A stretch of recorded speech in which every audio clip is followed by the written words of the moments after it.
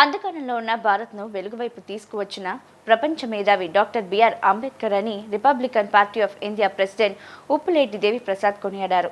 అంబేద్కర్ ఆశయాలకు అనుగుణంగా ఆయన అడుగు జాడల్లో రిపబ్లికన్ పార్టీ ఆఫ్ ఇండియా పనిచేస్తుందని వ్యాఖ్యానించారు. సమాజంలో ప్రతి ఒక్కరూ అంబేద్కర్ను ఆదర్శంగా తీసుకోవాలని సూచించారు.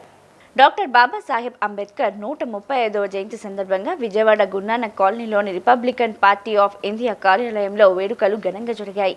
ఈ సందర్భంగా పార్టీ ప్రెసిడెంట్ ఉప్పులేటి దేవి ప్రసాద్ మాట్లాడుతూ, ఈ రోజు భారతదేశ ప్రజలందరికీ కూడా అత్యంత శుభదాయకమైనటువంటి దినమని, ఒక ధృవతార భారతదేశంలో జన్మించినటువంటి రోజని అన్నారు. అజ్ఞానంధకారంలో ఉన్న భారతదేశాన్ని వెలుగువైపు తీసుకువచ్చిన ప్రపంచ విజ్ఞాన గని డాక్టర్ బిఆర్ అంబేద్కర్ 135వ జయంతి వేడుకలను జరుపుకోవడం గర్వకారణమన్నారు. సమాజ ఆర్థిక వ్యవస్థలో గాని, రాజకీయ వ్యవస్థలో గాని బ్రహ్మాండమైన మార్పులు అంబేద్కర్ వల్లనే ఈ దేశంలోకి వచ్చాయన్నారు.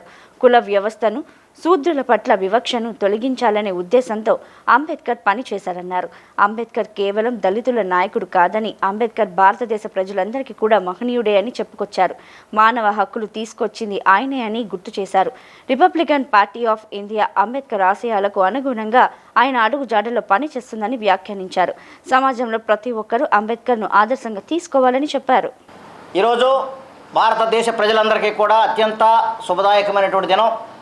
ఒక ధృవతార భారతదేశంలో జన్మించినటువంటి రోజు. అజ్ఞానంలో, అంధకారంలో, చీకట్లో ఉన్నటువంటి భారతదేశాన్ని వెలుగు వైపు తీసుకొచ్చినటువంటి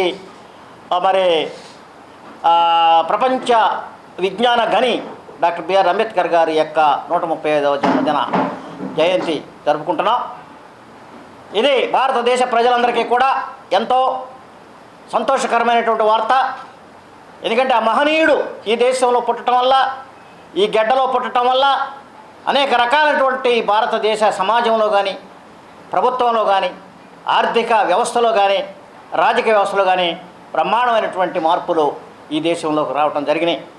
ఎందుకంటే మరి అంతకుముందు ఈ కుల వ్యవస్థ భారతదేశంలో వేళ్ళూరుకొని పోయి మనధర్మశాస్త్రం నడుస్తూ 90% ప్రజల్ని శూద్రులుగా చేసి, వాళ్ళకి ఏ రకమైన మానవ హక్కులు లేకుండా చేసి, వాళ్ళకి ఏ రకమైన రాజ్యాంగ హక్కులు లేకుండా చేసి, వాళ్ళ మనుషులుగా కూడా చూడనటువంటి పరిస్థితుల్లో భారతదేశంలో ఉన్నటువంటి దయనీయమైన పరిస్థితి మీద చిన్నతనం నుంచి కూడా అనేక వివక్ష అవమానాలను భరించినటువంటి అంబేద్కర్ గారు ఒక ఛాలెంజ్గా తీసుకుని దాన్ని ఈ యొక్క వివక్షని భారతదేశంలో తీసివేయాలి, ఈ యొక్క అసమానతలను తీసివేయాలి, ఈ కుల వ్యవస్థను రద్దు చేయాలి, భారతదేశ ప్రజలందరూ కూడా భారతమాత బుద్ధబిడ్డలుగా కలిసిమెలిసి జీవించే ఒక విధానాన్ని మనం భారతదేశంలో తీసుకురావాలనేటువంటి ఉద్దేశంతో ఆయన అనేక పోరాటాలు చేశాడు. మహత్ చెరువులో నీళ్లు తాగేటటువంటి హక్కుని దళితులకి తీసుకుని వచ్చాడు. కాలారాం దేవాలయంలో దేవాలయ ప్రవేశానికి అర్హత తీసుకుని వచ్చాడు. కోర్టుల నుంచి ఆర్డర్లు కూడా తీసుకుని వచ్చాడు. అనేక రకాలైనటువంటి ప్రజా ఉద్యమాల ద్వారా బ్రిటిష్ వాళ్ళ దృష్టిలో పడి ఆయన ఉన్నటువంటి మేధస్సు, ఆయనకున్నటువంటి లీగల్ నాలెడ్జి, ఆయనకున్నటువంటి ఆర్థిక పరిజ్ఞానం మీద వాళ్ళకి బాగా నచ్చి బ్రిటిష్ ప్రభుత్వం ఆయన్ని లేబర్ మినిస్టర్గా చేయడం జరిగింది. అంటే స్వాతంత్రం రాకముందే డాక్టర్ బిఆర్ అంబేద్కర్ గారు బ్రిటిష్ గవర్నమెంట్లో మినిస్టర్గా ఉన్నారు. కాబట్టి అలాంటి మహనీయుడు చిన్నతనంలోనే అమెరికా వెళ్ళారు, కొలంబియా యూనివర్సిటీలో చదివారు, అలాగే ఇంగ్లాండ్ వెళ్ళి లండన్ స్కూల్ ఆఫ్ ఎకనామిక్స్లో చదివారు, లాలో చేశారు, ఎకనామిక్స్లో చదివారు. అనేక రకాల 32 డిగ్రీలు సంపాదించినటువంటి గొప్ప విజ్ఞాన ఘని డాక్టర్ బిఆర్ అంబేద్కర్ గారుగా మనం కొనియాడాల్సినటువంటి పరిస్థితి ఉంది. ఇవాళ అంబేద్కర్ గారు కేవలం దళితుల నాయకుడు కాదు. అంబేద్కర్ గారు భారతదేశ ప్రజలందరికీ కూడా మహనీయుడే. ఎందుకంటే మానవ హక్కులు తీసుకొచ్చింది ఆయన. 90% ప్రజలకి ఫండమెంటల్ రైట్స్ అనేటువంటి రాజ్యాంగంలో రాయటం జరిగింది. అది ఆయన పెట్టినయే. ఫండమెంటల్ రైట్స్ అంటే మనకు తెలుసు, ప్రతి వ్యక్తికి జీవించే హక్కు ఉంది, ప్రతి వ్యక్తి కూడా మత స్వేచ్ఛ ఉంది, ప్రతి వ్యక్తి కూడా ఉద్యోగం చేసే హక్కు ఉంది, చదువుకునే హక్కు ఉంది, ప్రతి వ్యక్తి కూడా ఆస్తులు సంపాదించుకునే హక్కు ఉంది, ప్రతి వ్యక్తి కూడా ఏదైనా దాడి జరిగినప్పుడు కోర్టుకు వెళ్ళేటువంటి హక్కులు ఉన్నాయి. కాబట్టి ఇవన్నీ కూడా మానవ హక్కుల్ని, సమానత్వాన్ని రాజ్యాంగంలో తీసుకొచ్చి వీ ద పీపుల్ రిపబ్లిక్ అని పెట్టాడు ఆయన కాన్స్టిట్యూషన్. కాబట్టి we are the people of India అని చెప్పి అందరినీ ఒకే ఘాటును కట్టేశాడు ఆయన. అంతకుముందేముంది, బ్రాహ్మణులని, క్షత్రియులని, వైశ్యులని, శూద్రులని, అతి శూద్రులని, అంటరాని వాళ్ళని, ఈ రకమైనటువంటి విభజన ఉన్నటువంటి సామాజిక వ్యవస్థలో we the people of India అని ఎలుగెత్తి చాటి అందరం కూడా మేము భారతదేశ ప్రజలము ముక్త కంఠంతో రాజ్యాంగాన్ని ఆమోదిస్తున్నామని చెప్పి రాజ్యాంగాన్ని రచించినటువంటి గొప్ప వ్యక్తి డాక్టర్ బిఆర్ అంబేద్కర్ గారు. మరి ఆయన చేసినటువంటి సేవలు మహిళలకు బ్రహ్మాండమైనటువంటి సేవలు చేశాడు ఆయన. మహిళలకి ఉద్యోగాల్లో మరి స్థానం కల్పించారు. మహిళల పని గంటలు ఎక్కువగా ఉండి తగ్గించారు. మరి మహిళలకి తక్కువ వేతనం ఉండేది, పురుషుల కంటే సమాన వేతనం తీసుకొచ్చారు. మహిళల గర్భిణీ కాడ డెలివరీ సమయంలో మరి లీవ్ ఉండేది కాదు, లీవ్ ఇప్పించాడు. మరి అలాగే గనుల్లో పనిచేసే మహిళలకి మరి రక్షణ అనేటువంటిది కలగజేశాడు. మరి ఆయన చేయని చట్టం లేదు కార్మిక వ్యవస్థలో కానీ మరి కర్షక వ్యవస్థలో కానీ. మరి ఇటు చూసినట్లయితే రైతులకి బ్రహ్మాండమైనటువంటి మేలు చేశాడు ఆయన. బాక్రానంగల్ ప్రాజెక్ట్, హీరాకుడ్ ప్రాజెక్ట్, భారీ నీటిపారుదల ప్రాజెక్టులు భారతదేశంలో ఉండాలి. వ్యవసాయం అభివృద్ధి చెందాలి. వ్యవసాయం అభివృద్ధి చెందితేనే భారతదేశ వ్యవస్థ ఆర్థిక వ్యవస్థ పుంజుకుంటుంది అనేటువంటి ఒక ముందు చూపుతో ఆయన ఈ భారీ ఇరిగేషన్ ప్రాజెక్ట్స్ని తీసుకురావడానికి ఆయనే ప్రధాన కారకుడు. అంతేకాకుండా మరి ఇక్కడ నిరుద్యోగులు ఉన్నారు, చదువుకుని ఖాళీగా ఉన్నటువంటి వాళ్ళందరికీ కూడా ఉపాధి కోసం అని చెప్పి ఎంప్లాయ్మెంట్ ఎక్స్చేంజెస్ అనేటటువంటి ఏర్పాటు చేయాలని చెప్పింది కూడా అంబేద్కర్ గారే. అంతేకాకుండా మరి ఇక్కడ ఈ దేశంలో మరి ఆర్థిక వ్యవస్థలో ప్రధానంగా ఒక రిజర్వ్ బ్యాంక్ ఉండాలని చెప్పి రిజర్వ్ బ్యాంక్ ఏర్పాటు చేయండి అని చెప్పితే మరి ప్రభుత్వం అప్పుడు రిజర్వ్ బ్యాంక్ ఏర్పాటు చేయడం జరిగింది. ఈ రిజర్వ్ బ్యాంకుల ద్వారా అనేక రకాలైనటువంటి కమర్షియల్ బ్యాంక్స్ మరి గ్రామీణ బ్యాంక్స్ దాకా విస్తరించడం జరిగింది. వాటిల్లో అనేక ఉద్యోగాలు వచ్చినాయి, అనేక మందికి రిజర్వేషన్ సౌకర్యం పొందింది, అనేక మంది అభివృద్ధి చెందడం జరిగింది. కాబట్టి ఇవాళ ప్రభుత్వ ఉద్యోగాల్లో కానీ మరి అలాగే ప్రభుత్వంలో ఉన్నటువంటి ఎమ్మెల్యే ఎంపీల్లో కానీ మరి రిజర్వేషన్ అనేటువంటి తీసుకొచ్చినటువంటి మొట్టమొదటి మహనీయుడు డాక్టర్ బిఆర్ అంబేద్కర్గా మనం శ్లాఘిస్తున్నాం.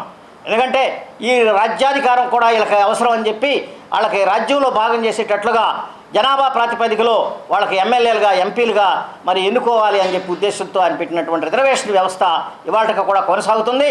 మరి దాని రాష్ట్రపతిగా ఉంది అంటే అది ఆయన సాధించినటువంటి విజయంగా మనం చెప్పుకోవాల్సిన అవసరం ఎంతైనా ఉంది. కాబట్టి ప్రతి రంగాన్ని ఆయన సృజించాడు. వ్యవసాయాన్ని, పరిశ్రమల్ని, మహిళల్ని, దళితుల్ని, మరి ఆ ఆర్థిక వ్యవస్థని, అన్ని రంగాలని ఆయన సృజించి బ్రహ్మాండమైనటువంటి భారతదేశాన్ని ఒక భిన్నత్వంలో ఏకత్వం కలిగి ఉన్నటువంటి దేశంగా మరి ఆయన తీర్చిదిద్ది ఇవాళ ఆధునికత్వం భారతదేశానికి వచ్చింది అంటే అంబేద్కర్ గారి వల్లే వచ్చింది అని చెప్పి సందర్భంగా తెలియజేస్తూ ఈ యొక్క బౌద్ధ ధర్మాన్ని పాటించండి. బౌద్ధ ధర్మం వల్ల మరి శాస్త్రీయ విజ్ఞానం డెవలప్ అవుతుంది. కాబట్టి బౌద్ధుడిని మరి మీరు తీసుకోండి బౌద్ధ మతాన్ని అని చెప్పి ఆయన చివరి రోజుల్లో చెప్పడం జరిగింది.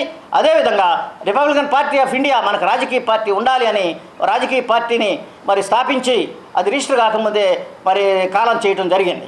కాబట్టి ఆ పార్టీకి ఇవాళ నేను ఈ రాష్ట్ర అధ్యక్షుడిగా అలాగే కర్ణాటక రాష్ట్రానికి కూడా అధ్యక్షుడిగా ఉన్నాను. అలాగే మరి సౌత్ ఇండియాలో ఉన్నటువంటి తమిళనాడు, కర్ణాటక మరి మరి పాండిచ్చేరిలకి ఇన్ఛార్జీలుగా కూడా ఉన్నాను. 2 రాష్ట్రాలకు రాష్ట్ర అధ్యక్షుడిగా ఉన్నాను, ఆంధ్రప్రదేశ్కి, కర్ణాటకకి.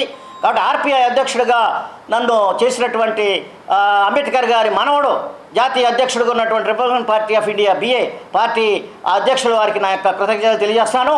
మరి ఇప్పుడు పార్లమెంట్ ఇప్పుడు తమిళనాడులో మా పార్టీ పోటీ చేస్తుంది.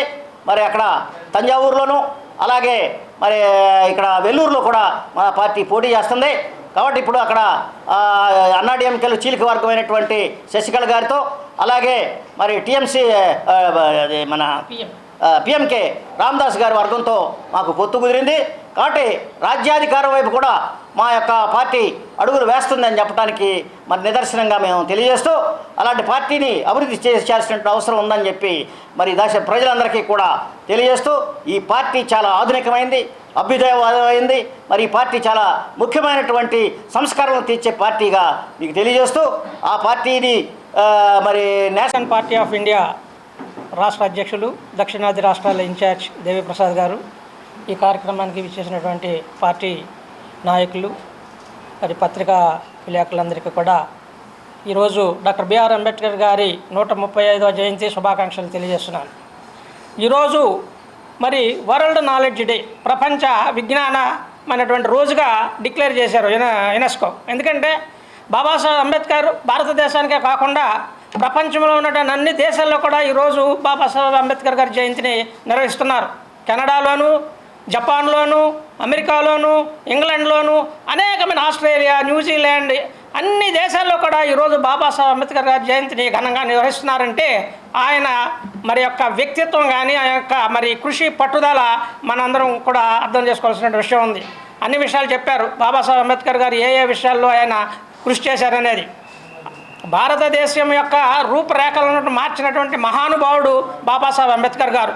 అందువల్ల ఆయన యొక్క జయంతిని ఈ దేశంలో ఎవరు జరుపుకోనటువంటి జయంతి ఆయన ఒక్కడికే జరుగుతుంది. అంత ఘనంగా ఇంకెవరికి ఆ జయంతి ఉత్సవాలు జరగవని సందర్భంగా తెలియజేస్తూ మరి నేను ముగిస్తున్నాను.